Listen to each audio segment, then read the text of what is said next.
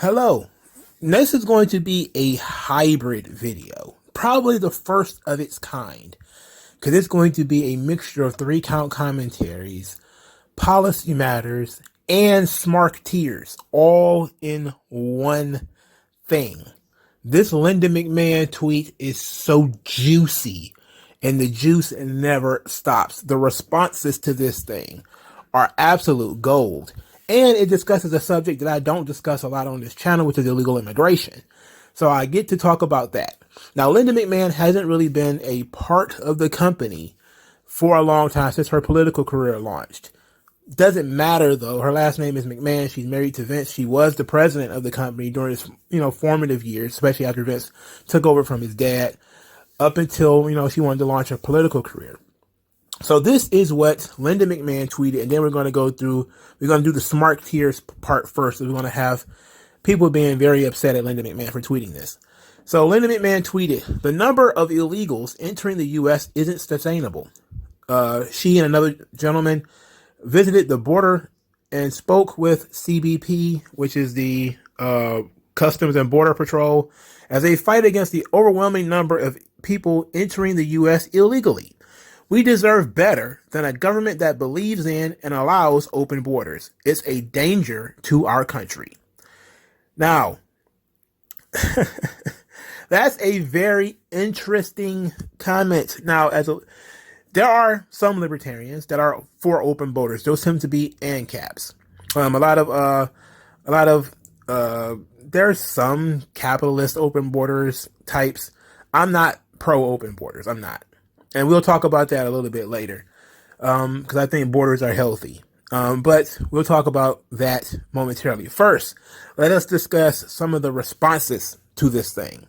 It didn't become a big worldwide trend, but she did get ratioed.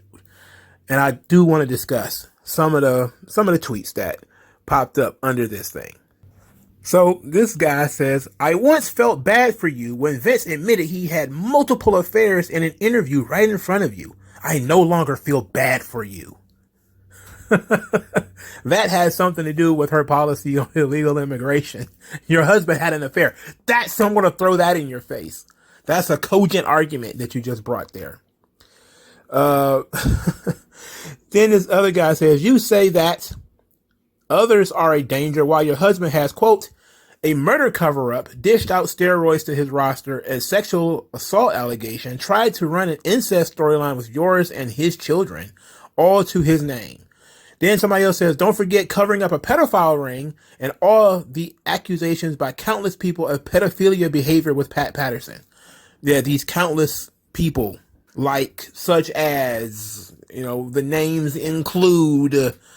I went on a long discussion with David Bixenspan about whether the Ring Boy scandal was covered up, considering it wasn't, when when it became a big story, it was because one of the victims, Tom Cole, actually went to a national newspaper. So they had no opportunity to cover it up.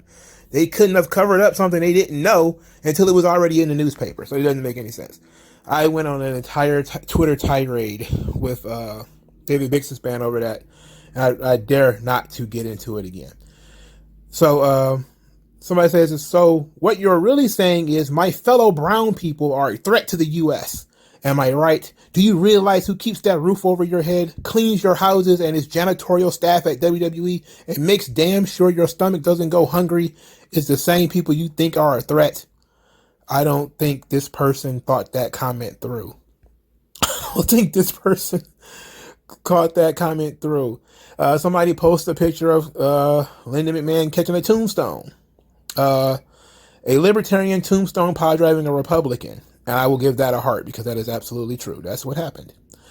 We're going to skip some more of these. It says, "Brother, this is why I never want to live in America. People like you shouldn't have a voice or a platform for nada." I'm sorry, she made her own platform. I mean, she was pretty successful before she got into politics. "Isn't sustainable," said by the multi-billionaire. I think she'll be okay. This is people who are being myopic. We'll talk about this in a minute as I get into the actual policy of borders. But these people honestly think that billionaires are, not going to be in any way like when they massively benefit from open borders. They massively benefit from open borders. Open borders is a 100% billionaire friendly idea. It is. And you'll see why. You'll see why from a libertarian, because we're going to look at a libertarian arguing for open borders, and they're going to give you the argument. They're going to tell you straight up, it's definitely beneficial to the managerial and elites for you to have open borders. But we'll talk about that in a minute. These people are very upset at Linda McMahon. And it is what it is. Now, there's some some quote tweets to this that are also pretty damning. And let's see what we have to say here. He says, the number of healthcare bankruptcies is not sustainable. The number of homelessness is not sustainable. The number of immigration applicants backlog is not sustainable. Notice GOP only has one solution: barriers in prisons. They do not honor humans. Again, not an argument for or against open borders. It's just emotional drivel. These things are irrelevant to her point. You can care about more than one thing at a time. You can have those issues and still talk about illegal immigration. What are you talking about, sir? There is somebody posting a picture of Linda McMahon taking a very, very bad stunner. A very bad stunner. This is, and here's somebody else posting up, I see why Vince cheated on you. Fuck you and your entire existence, you racist piece of shit. Again, there was no race mentioned. There was no race mentioned. Mexican is not a race, by the way. I don't know, but people are confused by that. But Mexican is not a race, just like Arab is not a race. All right, it's not a race. Somebody, what else is this? A racist as the day is long, then, now, forever. Only, here's another one. The stolen land you're standing on isn't sustainable, Linda. That outfit you put together is a real danger. Again, another non-argument. A lot of non-arguments. Nobody's really, in getting involved with the meat of what she's saying here. Somebody says, seeing a McMahon get bodied is seriously something special. Not really. Vince doesn't tweet. This is another thing when it comes to Vince and Linda. Linda's tweeting out because she's a political person. She does this stuff. And she's going to go out there and do this. Vince goes to the gym. He doesn't tweet. Linda didn't respond to any of this stuff, by the way, so she's learning. She's got to be in her 70s. Somebody says, ladies and gentlemen, Vince McMahon's wife. That is absolutely true. Somebody else tweeted, you need a job. This ain't cutting it. She's not only has a job, she has more than one job, and she's created hundreds of thousands of jobs. That's the thing that kind of sticks in people's craws. It's one thing for you to go get a job. It's another thing when you go get a job and then you make 100 jobs and then you make 1,000 jobs and then you make 10,000 jobs and then you make 100,000 jobs. Then all of a sudden you're an elite and you're out of touch when you alone, through some intellectual work and different things that you did, have created 100,000 jobs for 100,000 people. There was nobody that would be on a WWE roster without Linda McMahon. Linda McMahon is essential in the success of the WWF. And as essential as Vince, thereabouts. She was actually the one that was steering the ship as young Vince was constantly head on fire, getting in trouble. And Linda was cool, so she actually added a lot to the company. Somebody is posting pictures of the Mexicools. This is a video of the Mexicools. This is a tweet that says, I would love for the McMahons to go away for infinitely more reasons than their crappy wrestling company. WWE producers of awful television and Trump in politics.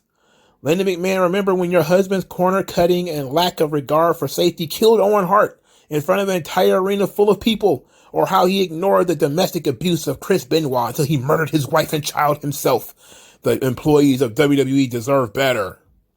A lot of these people are just, none of these people are involved at all with what Linda is saying. Nobody is having any conversation. It's all ad hominem attacks about stuff that has nothing to do with her policy of closing the borders. Nothing has anything to do with this. There's another one of Linda getting a stunner. Hey, you a bitch for real. You and your whole racist family. This is from some New Japan mark. I think you probably need to learn about Japan. Because Japan, oh baby, they don't play open borders. You're a fan of New Japan? Ask all those guys what they feel about open borders. The Japanese don't want motherfuckers that look like them in Japan. All right? And that's all the Koreans. Ask the Japanese how they feel about Koreans. There's a video of a Japanese man in his best English. White pigger, go home. White pigger, go home. Japan don't play open borders. So if you're going to have a Japanese wrestler as your avatar, might want to change that. New Japan don't play, well, New Japan, I don't know what the wrestling company thinks, but I can guarantee you the country, which owns the arenas, they don't play open borders. They don't play that at all. So people need to smarten up. This is Linda McMahon's personal political opinion. It's her personal political opinion, for God's sakes. This is why the Khans own the McMahons. I don't think so, buddy. I'm pretty sure Shad Khan, if you asked him, he'd probably say it's a bad idea too.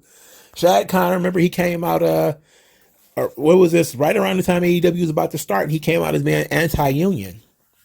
And that kind of went under the radar. Nobody wanted to talk about that, but he was vehemently anti-union. Here is another one of Linda McMahon catching a stunner. There's been like 4 of those already. How many Mexicans do you employ, you dumbass? That doesn't mean that that they are in favor of illegal immigration. Why do people assume just because two people speak the same language or look the same that they have the exact same politics or the exact same opinions on a subject? That is stereotyping. That is false. There are plenty of Mexicans who are not in favor of illegal immigration because it hurts them too. We're talking about that in a second. We're going to do 15 minutes of this, or how many until I get tired of this. This is two-time election loser Linda McMahon. Third time's a charm. I don't see that she's running for anything yet, but she might be.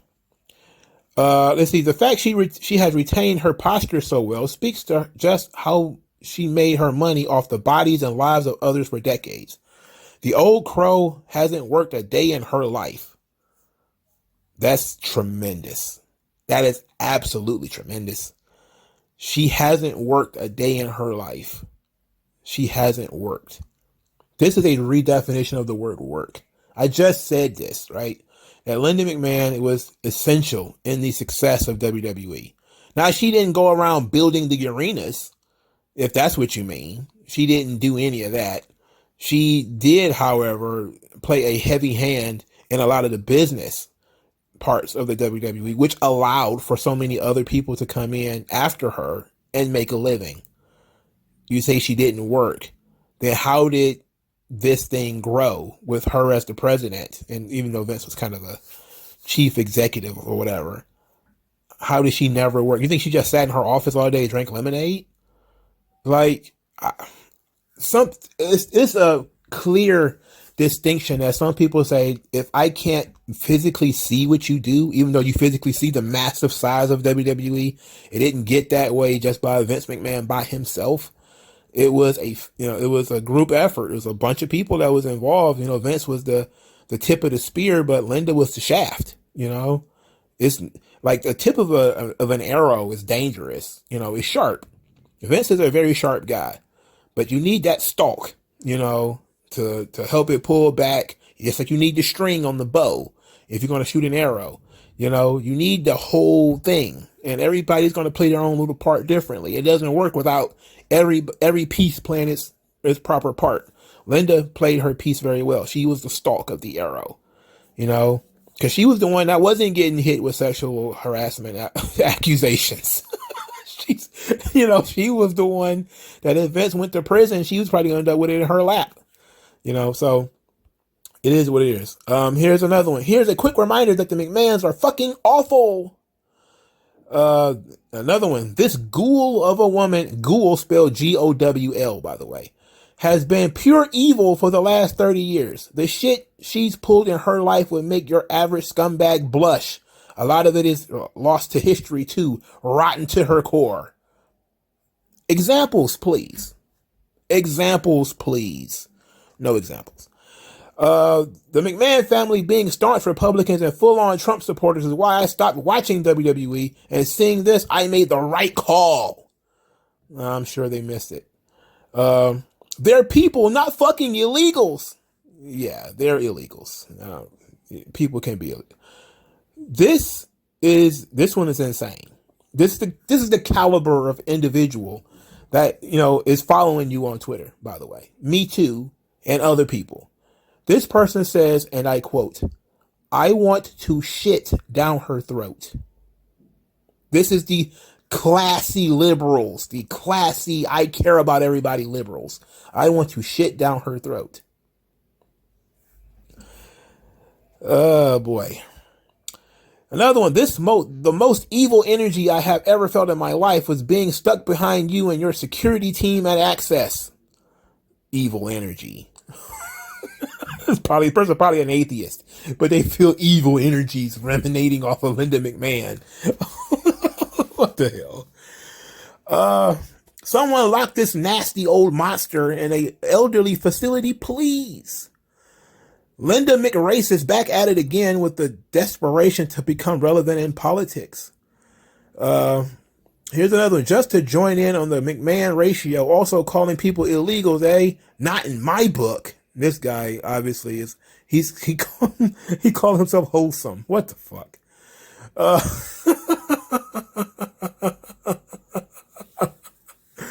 This woman is a human trash bag whose lack of empathy knows no bounds. Yes, it's very empathetic to have women get raped as they get moved across the fucking desert. Yeah. Oh, we're not ready to talk about that. You can't talk about how dangerous it is to try to cross into the United States, and you might have to sell yourself in order to do it, and your children, and it might have your kids snatched away from you. You might get turned into a drug mule, but I mean, it's more important that we smuggle people in, not stop, mass prostitution, drug dealing, rape, and, murder. That's not important. What's important is the optics. That's classic liberal thought process right there. I don't care about what actually goes wrong. I only care about what I think goes wrong. And I think some person is going to be hurt or harmed by having to stay in the country they were born in, or at least until they do the right thing and come into the country through a port of entry the way everybody else should. But we'll talk about that in a second. So they're not crossing the border. They're doing run-ins. You're way too old to be this bigoted and hateful abuelita. I think that's old lady. You just adding to the ratio, you decrepit swamp hag. Some more Mexicool stuff. More people doing fingers up. That time, Linda McMahon sent JBL to secure the border. Absolutely. This was fantastic. This was one of the moments that brought me back to wrestling. I bullshit you not. I bullshit you not. Everybody thinks that, The Rock and Hogan, yeah, that was so good. That was so awesome. No. I sat down and watched an episode of SmackDown for the first time in forever. And I saw Bradshaw in the dark chasing Mexicans and beating them with his hat. And I was like, I'm back in, baby. I'm back in this bitch. You feel me? I'm all the way back in.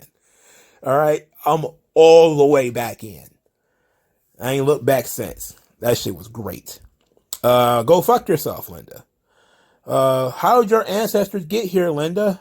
I don't know about Linda's ancestors, but Vince's ancestors are Irish immigrants. Linda McMahon must be gearing up to waste more of that WWE money on a losing run for political office.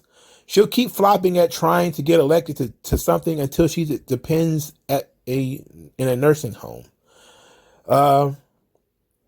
I'm for open borders. Actually, I'm for no borders. Humans are a migratory species. Borders are an artifice meant to generate other artifices, i.e. nationalism. It's gross and should die. Finally, somebody is actually talking about the actual issue and not talking about Linda or calling her a racist. Now, there are more of these, but I don't see any more crazy ones. Okay, well, here's another one. The crazy thing is that people still scream how the Fed is the most inclusive wrestling promotion. The only thing criminal here is you looking like a kids in the hall skit for the last 40 years. This is why I won't watch WWE, because the owners are fascist pieces of human shit. Fuck off. These are people, asshole. No human being is illegal, but you know what is illegal? Your husband's business practices of classifying his performers as independent contractors. Shame on anyone who still supports these fucking people. You live in Connecticut, which means she can't care about the border because she lives in Connecticut. You're reminded that the only difference between WWE and CYN is PR. Just a reminder that McMahons are bigots. L plus racist plus your husband made out with Trish Stratus in front of you. Big Linda about to have another run in WWE as a JBL-esque character. She might actually be very interesting in that role. Your entire family is an embarrassment plus ratio. This is why white people above 70s should stop existing, especially if they're politicians. The complete extermination of all white people above 70. And Twitter didn't take this down, by the way. That's kind of like genocide talk, right?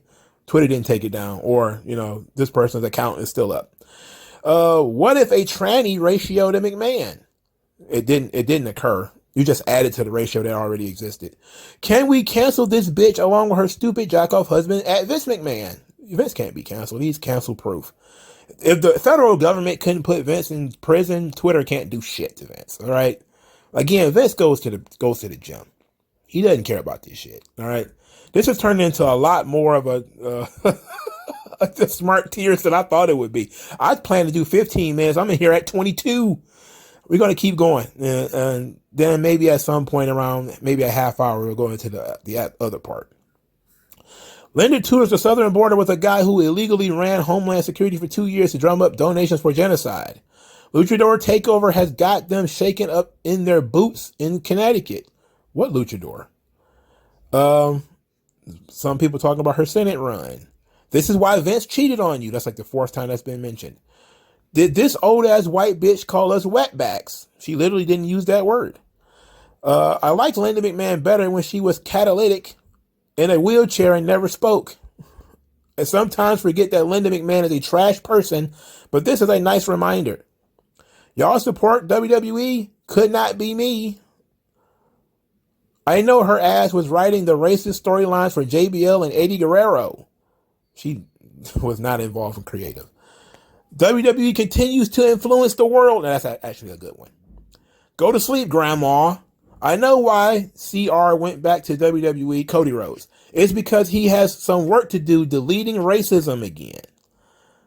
I'm doing fine work in getting rid of racism. I've been working very hard at it.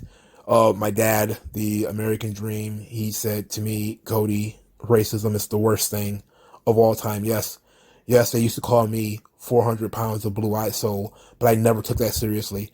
Sure, some people think I'm the Elvis Presley of pro wrestling, but Cody, I assure you, that was not my dad.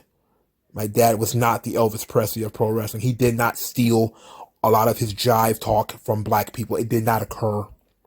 For real, I hate all you fucking morons for supporting this company. Starting to wish she'd stay catatonic in that wheelchair now. Man, I can't wait for your heart to stop. I can't wait for your heart to stop. These people, I'm telling you, they are insane. These are the empathetic people who care so much. They care so very much. They want your heart to stop. Everybody over 70 needs to die. They want to shit down your throat. You guys have written far better wrestling scripts than bullshit you're peddling here, you stupid fascists. If Linda was still an on-screen character in WWE, she'd cut what she thinks is a babyface promo on Stephanie, praising her for the women's revolution, but asking when she's going to give white women a chance. This has nothing to do with white people. Oh, for fuck's sake, this woman gone straight up mad in her old age. What the actual fuck? We all thought Vince was the baddie. The state of this crap. This bitch is still alive. I'm glad Vince cheated on her a gazillion times. God, it's insane. This woman spent like $100 million on ad campaigns, and the only government office she ever held was gifted to her by this guy her husband has a we're different sides of the same coin relationship with. No, I'm pretty sure Vince and Trump are on the same side of the same coin. They're like literally like Two-Face and Harvey Dent at this point. You know, those two fucking guys. I bet they're probably beer buddies. Like they probably just hang out all the time. You ancient bitches are leaving an unlivable world for us to fix. We're going to fix the world. How about fixing your camera so you can actually be visible in these fucking pictures? My family is from Mexico and came to the U.S. to live a better life. Bet this gringa decides to be racist. Fuck you. My family came from Mexico to the U.S. to live a better life. What was wrong with Mexico? What was wrong with Mexico? Here we go. The racism of Vince and Linda McMahon is well documented. Relevant to this white nationalist bullshit, let us take a minute to recognize one of the most racist segments in WWE history when JBL rounded up Mexicans at the border. I'm telling you, this was classic shit. This was fantastic shit. I love the JBL segment. There's a gif of Linda being smacked by Stephanie McMahon. If the borders are open, how are they illegal? Linda keeps me in check when I watch WWE a bit too much. I think this is a stupid question because they're not supposed to be legally open. You know, all borders are closed borders. If we're going to be honest, if you leave your front door open, can I just walk in, shit on your couch? Well, you left your front door open. It's like, no, that's not how that works. Still trespassing, dog. But, let's see. How many more of these things could I possibly read? I'm reading far too many of these than I ever thought I would. New rule. Anybody who's ever taken a Stone Cold Stunner on TV can no longer hold political public office. That one's pretty good. So you're admitting Vince is an illegal because what he has done to Raw, NXT, and SmackDown every week should be considered illegal. What? When your life alerts run out of batteries, she seems to be in pretty good shape. Why does this woman still think that people want her in politics? I don't know. I don't know why anybody wants anybody in politics. It's not a good idea. Zeb Coulter did this gimmick first, and he did it better, by the way. He was very good. Dutch Mantel as Zeb Coulter. Mwah. I love We the People. I love JBL policing the border. I loved We the People. It had the right tinge of pissing people off. It didn't go over the line. It just went right up to that line and kept nudging. It kept nudging. JBL went over the line when he was goose stepping, but that was about it. It says, I love watching white people get mad about the U.S.-Mexican border policy. One half are a bunch of racists that call me a slur. The other half are a performative racist who want to call me a slur, but are too scared to actually do it. How about, people who actually don't want folks raped and treated as drug mules? I guess that can't possibly be the case. All right, that's enough of this shit. It's almost a half hour in. We're going here. Another one. Your husband accepts blood money and stranded talent in the same country that gives it to him. What the fuck do you know about border rights and laws? Funny how those people who are quote unquote stranded ended up going back later. That's, again, people just believe shit. For fuck's sake. It's almost been 30 minutes of this crap. All right. Can I please stop this or is it some more funny ones? Let's see. Nice to see Linda McMahon pushing this made up border crisis nonsense to try and distract from the fact that she has helped the plan that turn. If you actually don't know how horrible and difficult the legal process is, you shouldn't speak. Illegals are the reason you give fruits and vegetables on your plate. They come here to give their children a better life, a better change, something you never had to fight for. These are, the liberals. Who's going to clean your toilet? The Mexicans, of course. They're going to clean your dishes. Or somebody. Who's going to cut your lawn, Linda? I mean, come on. Are you going to do it yourself? You're going to actually hire some other white people to do it? It's got to be the Mexicans, right? Come on. So Vince has nothing for you to do in WWE. By the way, great Eddie Guerrero's grandmother was an illegal immigrant. But Eddie Guerrero was not. And people who used to think that there was the good one, fuck the McMahons. There is no good McMahon. They're all hilarious in their own way. All right, we need to get to the actual substance of this thing eventually. So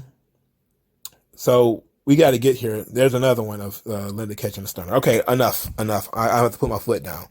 Enough of this. No more Linda McMahon getting stunners. Okay. So now we're going to go and actually discuss the policy of open borders. Now, I picked this article. I'm only going to argue against one article because I think it made a very strong argument. And I think that it actually addressed some of my issues with illegal immigration. So it's from the fee.org, which is it's the Foundation for Economic Education. I love this site and I love Mises. These are really good economics sites. Now, what we have here is Coming to America, the Benefits of Open Immigration. The subtitle is America Owes Its Heritage to Open Borders. This was written Friday, December 1st, 1995 by Thomas E. Lehman.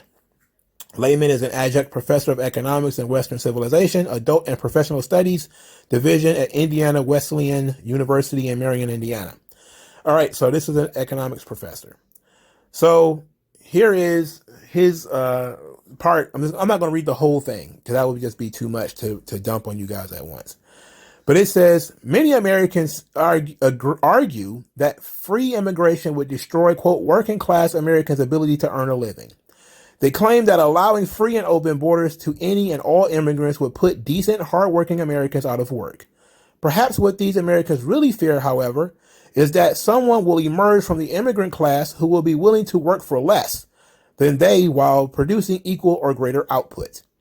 That means that somebody who is an illegal immigrant will come in and outwork them.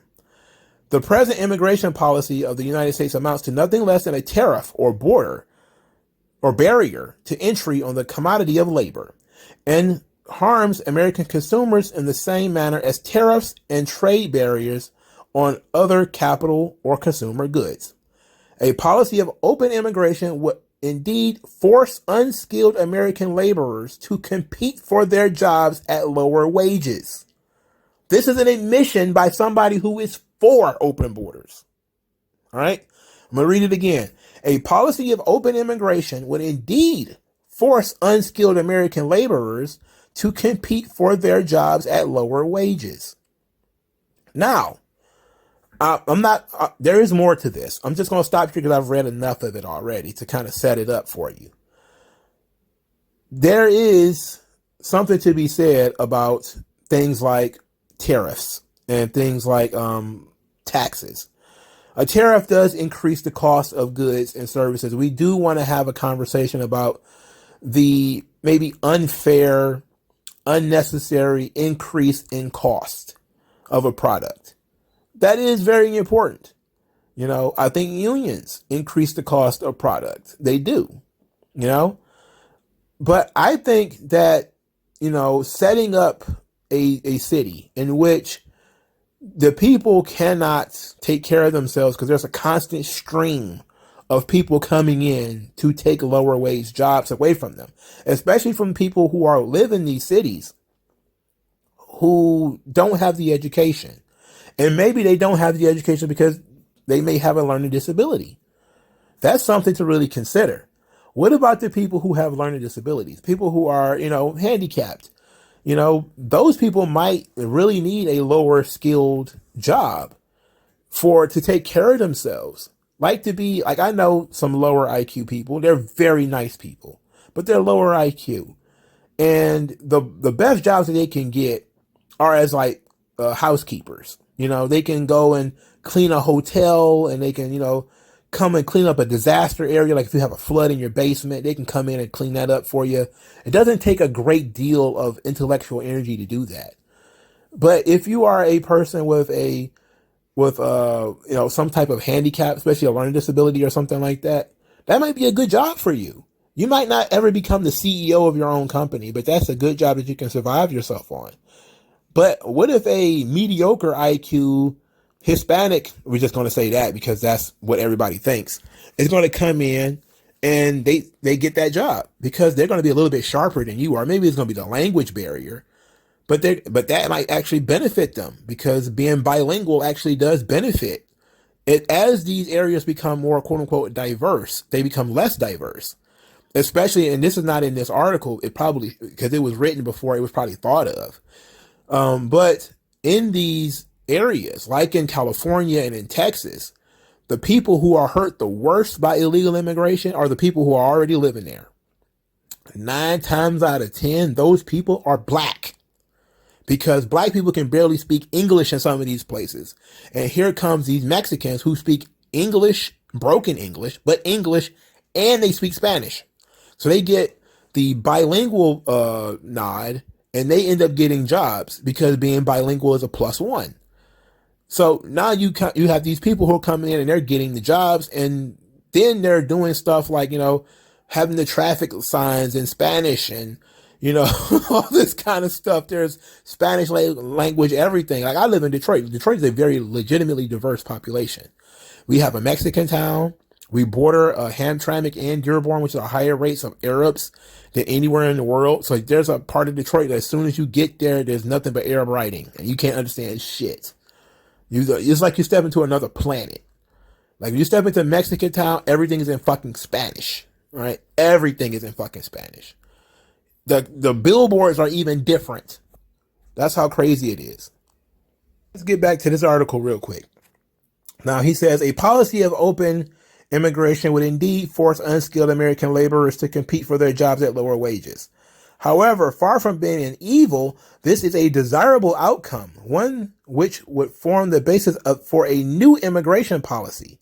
By inviting competition into the labor market, artificially inflated labor costs could be eliminated at a greater level of labor efficiency could be achieved. As the cost of labor decreased, entrepreneurs and producers could produce more efficiently, enabling them to offer products and services at lower prices as they compete for consumers' dollars.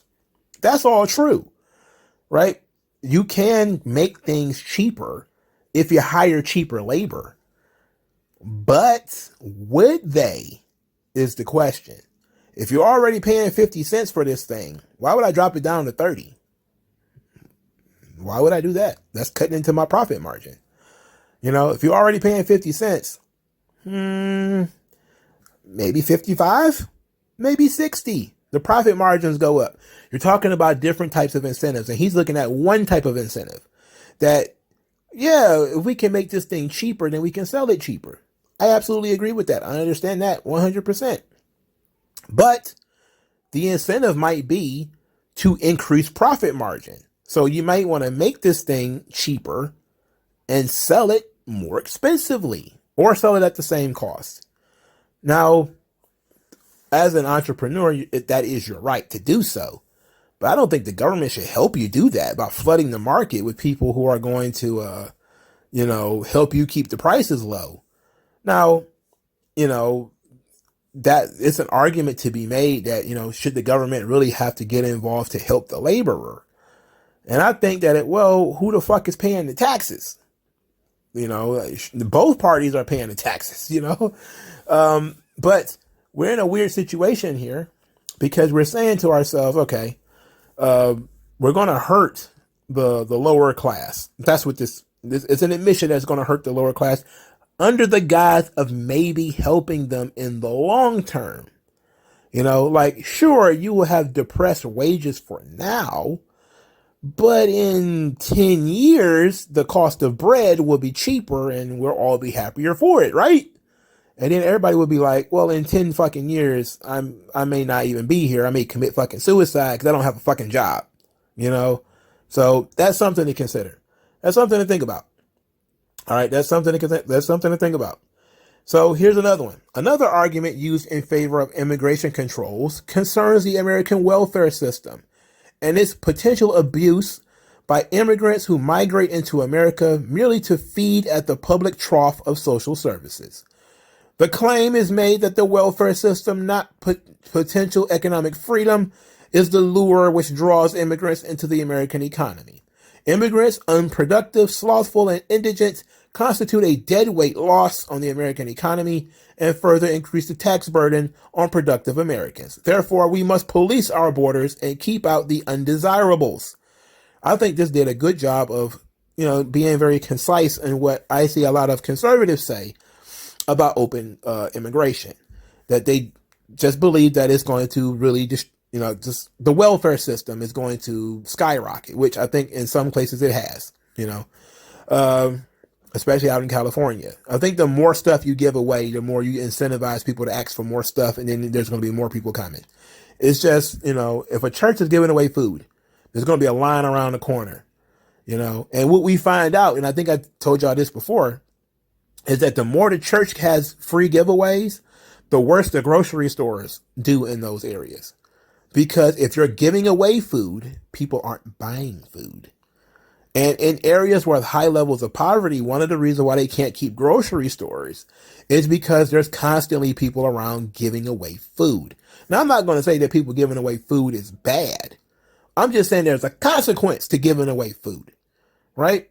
If you're going to continuously give away clothes and then the clothing store goes out of business and you're like, wait a minute, I love that clothing store. We used to all shop at that clothing store. And it's like, yeah, but you keep going to this church and getting free dresses and free shoes and they're selling this stuff. You're not buying it. You're going to get it for free from somewhere else. Of course they're going to close down. So yes, there's not a lot of places that sell food where there's a lot of soup kitchens. I didn't really notice that until I read it in a book. Then I started to think about it. And I said to myself, you know what? Absolutely right. That I see how those two things can really hurt one another, how they interact with each other. I don't know how I got on that subject. How did I get on that subject? Oh yeah, because I was talking about the welfare state. So if the welfare state, if people are, it's another incentive structure, right? The incentive for the welfare state is for people to not work. It's supposed to be a hand up, not a hand out, as the people tell you. But if you're going to give people stuff for not working, what is their incentive to work? There is no incentive to work. They'll just continue not working. So they can continue to get the benefit. I mean, and this is where we get the idea that if you just tweak that system, then ultimately what will end up happening is people will just adapt. For instance, the welfare state, when it was created, you could have a man in the house and get welfare benefits. And therefore, families stayed together and were just together on welfare. Maybe the guy struggled to find a job or whatever, but the family stayed together because they needed to be. Over time, they said, look, there's no reason why there need to be two adults in this house and you can't take care of yourselves. So if there's a man in the house or, if you're married, no welfare. So what happened? The man's outside of the house. Now you have a skyrocketing rate of children born out of wedlock, and it continues to happen. And we have all these duplicate services like WIC, and there's like 3 different kinds of WIC, and there's like 2 different kinds of education system. These things are just doubling and tripling on top of each other. And now in public schools, to go back to the illegal immigration argument, and it's sad that I just have to keep kind of beating up on the Mexicans. It's not just them. It's also the Arabs and the Chaldeans and all those people, too, who are also engaged in illegal immigration.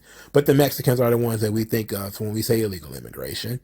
But you also have public funding for schools going to these bilingual classes. Like I was saying before about people who are bilingual, they get the jobs because these areas are now bilingual.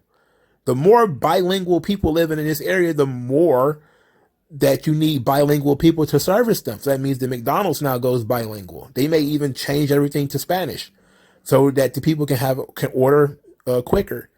And then they're not going to hire any black people because you don't speak Spanish. They're not going to hire any white people either. You don't speak Spanish, you know, even though Mexicans are white, but brown, quote unquote. A lot of them are white. So when you so that's another thing. And so it's the same situation when we talk about this subject, you know, is that in schools, you will have a great deal of the funding in public schools going to what they call ESL classes, English Second Language. So a lot of this money will go to bilingual teachers to teach English to bilingual students.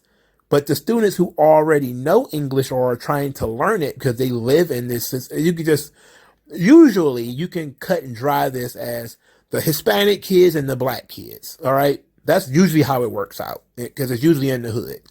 So the Hispanic kids, they get English and Spanish taught in the classrooms. The black kids barely get English. They don't get none of the Spanish. They can barely get any of the English.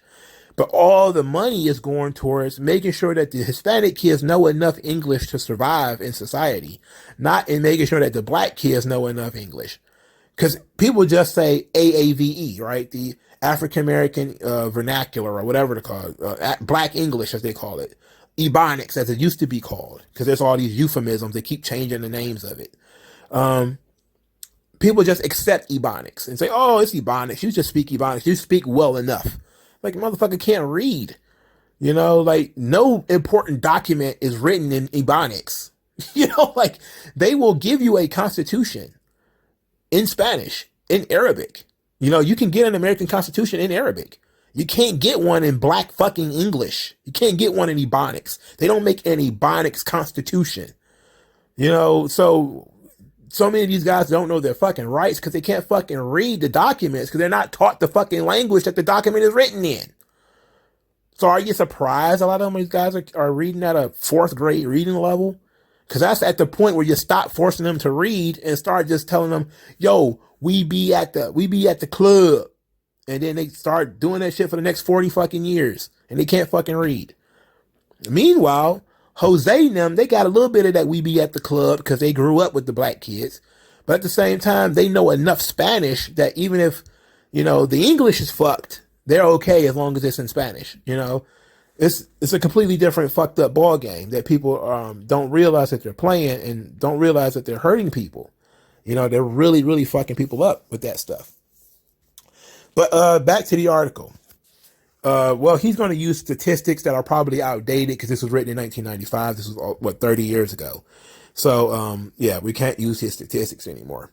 We can't use his conclusion, however. He says that, even if we grant this argument that the benefit of the doubt and concede that unrestricted immigrants would indeed flood the welfare system, the answer to the problem lies not in closing off the borders or beefing up border security. The answer lies in eliminating the American welfare state and prohibiting anyone, native or immigrant, from living at the coerced expense of another. Wow. That is the way to fix that problem. Yes, it is. But that is a utopian concept. You know, I am 100% against the welfare state. I know that bothers a lot of people, but I am against it. And I can tell you why. I just told you. The incentives are fucked up. It just incentivizes people to stay where they are. People who are perfectly fine. They don't have no learning disabilities. They have no problems whatsoever. They just responding to incentives. If you're going to pay me to sit on my ass, get fat, and eat potato chips, that's what I'm going to do. And as long as those checks keep coming, I'm just going to sit here and eat chips. And if I get fat, 400 pounds, high blood pressure, and die, then that is what it is. If I sit here, have 5 kids, and the state just going to keep giving me money, I'm going to do it. And that is what it is. I have no incentive to go beyond that. You have to have, in some ways, some ambition in today's world in order to get off your fat ass and go out there and at least try to work on something.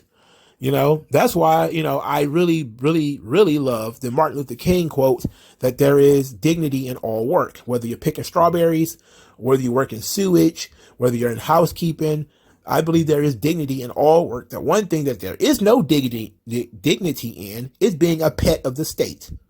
Just how how you rattle the bag for your dog to come, eat out of the bowl. That's how so many people on the 1st and 15th, they're just sitting back waiting for the government to pour kibble in that bowl so they can run to the store. It's like, go get a fucking job.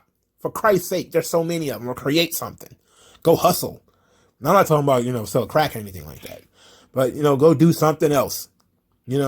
Stop sitting around waiting for checks. And it really bothers me that there are people who could be doing. It's one thing if it was somebody who is mentally handicapped. You suffered a serious injury and now you can't work. You literally cut off an arm at a job or something like that. Because this is the kind of stuff happens. You fell off of a balance beam or something and broke both of your legs. Now you're in a wheelchair forever. Okay, I can see why you might need a welfare system. And that's why I'm not 100% against destroying the welfare state. I'm 100% against the welfare state, but I'm not 100% against destroying it. Because I know that there are these fringe situations in which people do need help. And for the long term. Because I understand and believe that there are people out there with low IQ. People who, if you leave them on their own, they'll probably never get a job. They're probably, because, maybe it might be something as simple as their reading levels are not the same. Their hygiene probably isn't going to be the best. It's going to be tough for them. And yes, we do need to make sure that those people at least have a standard quality of living. Now, we can put that on to churches and say the church should do it and all these other people should do it. And I agree. If you want to think that the church can handle it, I will agree. But I'm okay with my money going towards people that are mentally handicapped or mentally or physically handicapped or children. Right. So I'm okay with that. I'm willing to grit my teeth and accept that, there is going to be children that are going to be fed off of the tax that I pay. I'm okay. I'm okay. I'm not okay with grown bitches who've got like rings on every finger, but they getting steak and shrimp and shit. No, I have a problem with that. I have a problem with people who ride around in nice cars, living in their mama house, and they got a EBT card. I have a problem with that. I do. And I don't give a fuck who said, oh, you're just jealous. Yes, I am, motherfucker, because I work. All right, so he's going to tackle the culture problem next. He says, and he says it's the final argument. The critics are concerned for the preservation of what they see as a distinct American culture and its traditional heritage of European-style limited government and market economies. Their fear is that this traditional culture is being sabotaged by an influx of immigrants who are unfamiliar with and perhaps even hostile toward its institutional framework. They contend that the immigrants of the late 20th century variety do not possess the same ethnic characteristics of earlier immigrants and therefore do not have any appreciation for, quote, the American way of life. Such an argument suggests that the recent immigrants who hail from third world nations controlled by regimes of despotism have no understanding of the traditional institutions that have made America great. Allowing these immigrants of vastly different culture and ethnic heritage into the United States will result in a grave polarization of our society into racial enclaves that will run roughshod over our most sacred political and economic institutions. Well, we do have racial enclaves. Those things exist. You ever heard of Pole Town? You ever heard of Mexican Town? In Detroit, you have Hamtramck and Dearborn. I just talked about this, where you have these areas that are almost completely impenetrable to people who are not either Arab or Mexican, or Pole Town with the Polish, right? You cannot, I'm telling you, bro, try to walk through Hamtramck. I used to hang out in those areas, in Hamtramck and Dearborn. God, bro, nobody spoke fucking English. You try to buy anything in the store, you don't understand them, they don't understand you. It's a pain in the fucking ass. Now, all this distinct American culture, that's the argument that we're leaning towards something else. We're not done with this article, by the way, but we're leaning towards something else with that discussion. I'm talking about a distinct inability for people to communicate. Like when I was in a policing course, and they said that one of the reasons, and this got really a big deal because it was a white professor. This was back when before people was really getting canceled. He talked about, trying to arrest people who don't speak English because you're talking to them and they don't understand. You're trying to explain to them what they're going down to the station for, what's going on. They don't understand. They immediately get hostile because they don't understand. They're talking to you. You don't understand them. And you don't have time to call an interpreter. All right. You're about to arrest this guy for speeding, or he's got a gun in the car or something like that. We don't know what's going on. And we're like, okay, this fucking guy doesn't speak English. So what are we going to do? So a little pop quiz. If you've been following along so far, what do you think the answer was to that question? So there's two answers to the question. There's the left-wing Democrat answer, the right-wing Republican answer. The right-wing Republican answer is he doesn't speak English too fucking bad. He still broke the law. It's his responsibility to know what the law is. If he doesn't know it, it's on him. Tough titty. He got to go to jail. It is what it is. If you got to rough him up, you got to rough him up. And you got to treat him like everybody else. And that means, police abuse that motherfucker. You have to. The left-wing argument is there needs to be a Mexican in every dashboard. You got to just open up your dashboard and the Mexican steps out in order to speak Spanish to this fucking guy. You have to accommodate the criminal. It's not his fault. You should learn Spanish if you're going to be patrolling in a Spanish-speaking area. It's up to you. You should accommodate him. You should have an interpreter in your pocket at every minute. You should sit there for hours and hours and hours trying to get this guy, who obviously is going to be agitated because he's getting arrested, but also explain to him in his own language that you don't speak and never grew up speaking, what he did wrong and now what's going to happen. It's a completely at loggerheads situation here. Part of the reason why you need to go through the legal process is because you need to learn the language. That's a big part of this. A lot of issues in America can be, in these areas, I should say, are caused by people not understanding the language. There's just so much of that cultural issue right there. Something as simple as, do we understand each other? No, we don't. Can cause a lot of fighting. It's that simple. There's people who get into fights because they don't understand each other. Why not limit that? And then why, if we're going to limit that, why should the onus be on the people who are native speakers of this language, of native speakers in this country? Why shouldn't the onus be on the people who want to be a part of the country? If I want to be a part of your group, you should set the standards for what it means to be a part of your group. If you say, all of us over here, we jump through 7 fire hoops in order to be in this group. You have to jump through 7 fire hoops so we'll let you in. Then I could be like, why do I have to jump through 7 fire hoops? How dare you?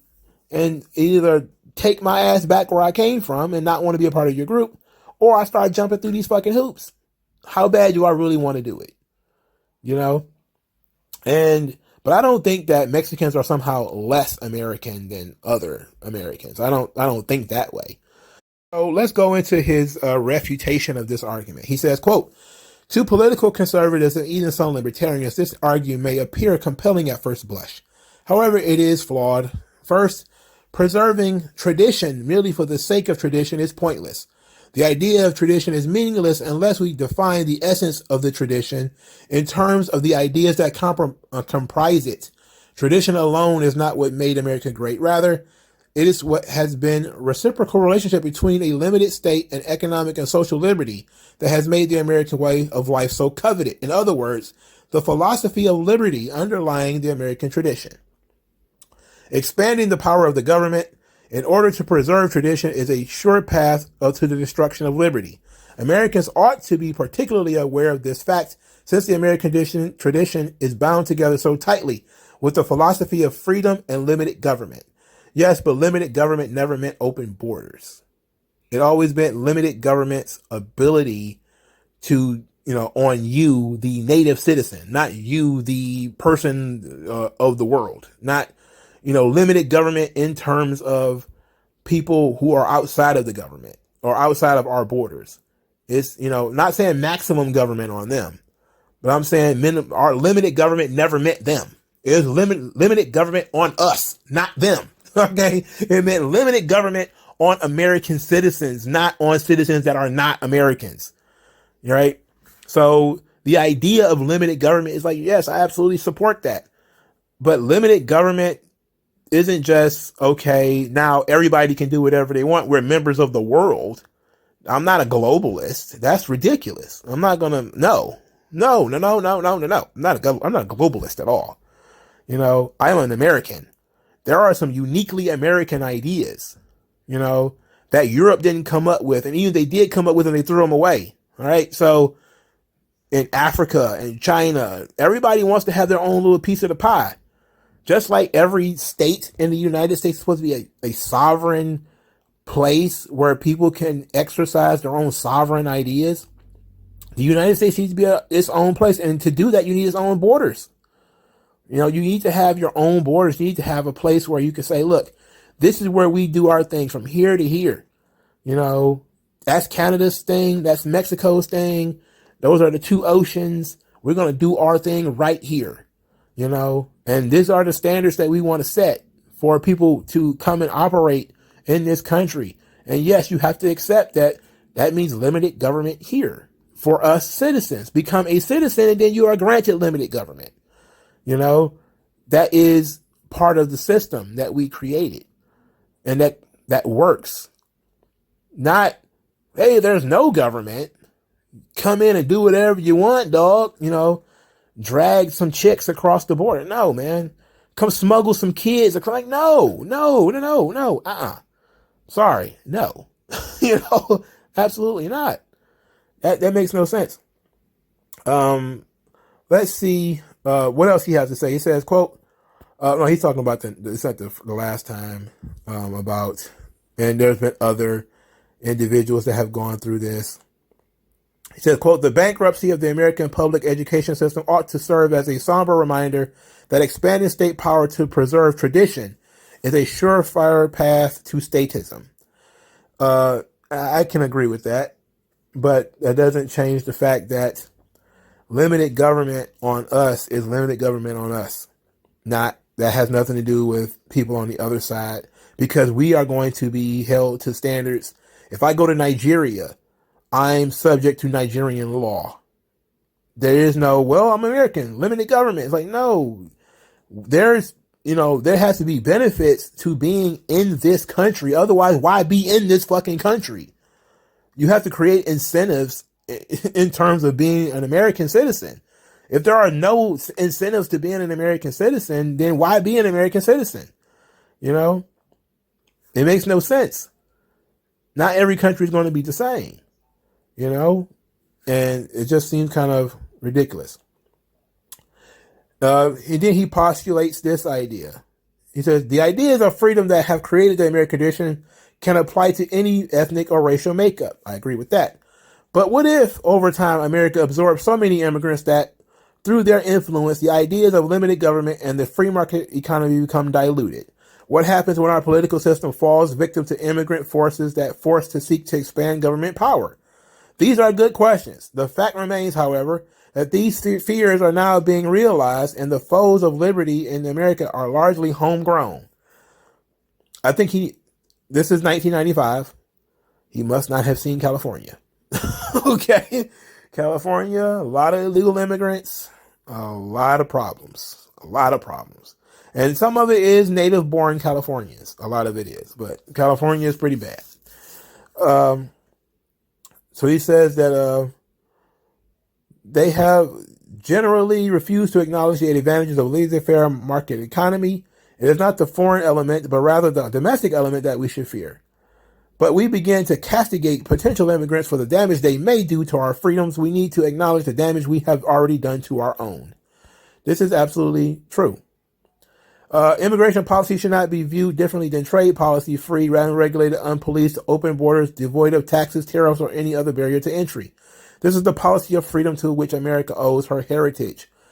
Unilateral free trade, free immigration, and free immigration, that means to, in, and out, where individuals possess unobstructed and unregulated mobility and trade, is cornerstone of a free society. In fact, the free movement of peoples is no less important than the freedoms of speech, expression, and association. Liberty is indivisible. The laws of economics apply equally to all peoples. All right, so that's going to be there. That being said, he will not leave his door open and allow you sit in. He believes in freedom of curtailing that liberty, right? If you don't believe in trespassing, then sure, you can be 100% open borders as much as you want. But until you actually are willing to accept that argument, I don't buy it. I think that your argument is basically just, it wouldn't bother me, it wouldn't hurt me, or I see some positives to it. And it's wonderful to be able to use the language of freedom to be able to make this argument, but I do not agree with open borders. I don't. I see it as hurting the people who already live here. And why would you incentivize people who live here to feel negatively like they're actively being attacked by the system that you're creating? You're supposed to create an incentive to becoming an American citizen. And we've tried just about everything. We've tried banning illegal immigrants from accepting things like Medicare and Medicaid. It didn't stick. We've tried banning them from public schools. It didn't stick. We've tried doing all these sorts of things. It doesn't stick. None of this stuff sticks. Nothing ever stays. They have illegal immigrants voting in California now. They're voting in San Francisco. They're voting in New York. They're voting in Philadelphia, I think. It's going to get to the point where there's going to be more illegal immigrants voting than people who are legal immigrants. And then we're going to have a problem. Because guess what? Illegals don't fucking pay taxes. Oh, they pay tax. They pay sales tax. Like, that's not what the fuck I'm talking about. I'm talking about income tax, which is the most horrible tax of them all outside of the death tax. I can't believe they actually, your dad dies. He leaves you his house, and all of a sudden the government want a piece of it. Like, that's crazy. That's mortifying. But the income tax is keeping more people poor than any other thing in this country. That and fucking minimum wage. Absolutely horrible ideas. The income tax is the absolute fucking devil. It's horrifying. And you can be an illegal immigrant and skip the income tax because you're not legally here. So how can you pay taxes? But you can still get a social security number and go and collect benefits. No, absolutely no, man. You could put it to me, and I think this is a very good article. I think it was very well written. I think it was very well thought through. He made some really rational arguments, I think, but sometimes his arguments are too rational. You need to have a little emotionalism about this. And a little emotionalism is, if you are and I have been a person on the lower scale his entire life. The last thing you want is to dump more poor people in these hoods, in these neighborhoods, and begin to change the culture around the people who are already there. And I'm talking the language. I'm talking about their job prospects. I'm talking about their education system. Everything starts to change. So people who are already behind are now going to be double and triple behind as nonprofits swoop in and churches swoop in to help all the poor immigrants who don't speak English. No habla inglés. Therefore, we're going to dump all this money in there to help them. And then all the people who were born here are going to be like with the shocked Pikachu face, like, oh, what about me? And then you're worried about all the racism and, why are black people bopping Asians over the head in New York City? Why are Jews being attacked? It's like, yeah, because you're funneling immigrants into their neighborhoods and they can't find jobs. Maybe because you're ripping them off and taking all the money from the education system and giving it to ESL teachers. Maybe that's the problem.